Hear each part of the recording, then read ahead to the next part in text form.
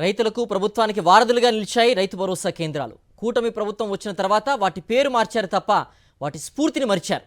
గత కొంతకాలంగా యూరియా కొరతతో నానా కష్టాలు పడుతున్న రైతుల్లో ఎవరిని పలకరించినా జగన్ పాలనలో పనిచేసిన రైతు భరోసా కేంద్రాల ప్రత్యేకతను గుర్తు చేసుకుంటున్నారు. అవి సాధించిన ఫలితాల గురించి తెలుసుకుని సీఎం చంద్రబాబు కూడా ఆశ్చర్యపోయారని సమాచారం. దేశంలో ఎక్కడా లేని విధంగా రైతులు తమ సొంత గ్రామాల్లోనే అన్ని సేవలు అందుకోవాలనే అద్భుతమైన ఆలోచనతో రైతు భరోసా కేంద్రాలను ఏర్పాటు చేయించారు నాటి సీఎం వైఎస్ జగన్మోహన్ రెడ్డి. రాష్ట్ర వ్యాప్తంగా 10,000 గ్రామాలలో ఈ కేంద్రాలు పనిచేశాయి. ఆర్బీకేలుగా ప్రసిద్ధి చెందిన ఈ కేంద్రాల్లో విత్తనం నుంచి విక్రయం దాకా పలు సేవలను అందించేవారు. నాటి సీఎం వైఎస్ జగన్ స్వయంగా సమీక్షలు చేసి వీటిని అభివృద్ధి చేశారు. ప్రస్తుతానికి వైఎస్ జగన్ ముఖ్యమంత్రిగా లేకపోయినా ఆయన ప్రజల కోసం తెచ్చిన వ్యవస్థలు మాత్రం ఆయన పాలనలోని గొప్పదనాన్ని చెప్పకనే చెబుతున్నాయి. దీనికి నిదర్శనమే సాక్షాత్తు ముఖ్యమంత్రి చంద్రబాబు నిర్వహించిన కలెక్టర్ల సదస్సులో వ్యవసాయ శాఖ ప్రిన్సిపల్ సెక్రటరీ బుడితి రాజశేఖర్ ఇచ్చిన ప్రెజెంటేషన్. రైతు భరోసా కేంద్రాల వ్యవస్థ అద్భుతాలు సృష్టించిందని వ్యవసాయ శాఖ ప్రిన్సిపల్ సెక్రటరీ చెప్పకనే చెప్పడంతో పరోక్షంగా గతాన్ని ఆయన తలుచుకోవడంతో చంద్రబాబు మొహంలో రంగులు మారినట్టు సమాచారం.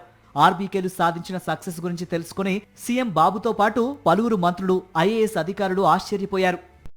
Again, RSKs also. If you look at the RSK level, East Godavari, Bikkavolu Mandal, Balabhadrapuram, RSK 1, 2, 3, they account for nearly each of them 846 crores.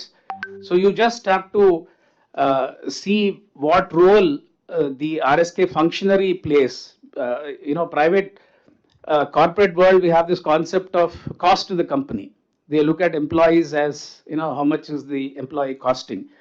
Now, if you sort of flip it for the government service, this is the value that a particular RSK functionary brings to the society, not just the state.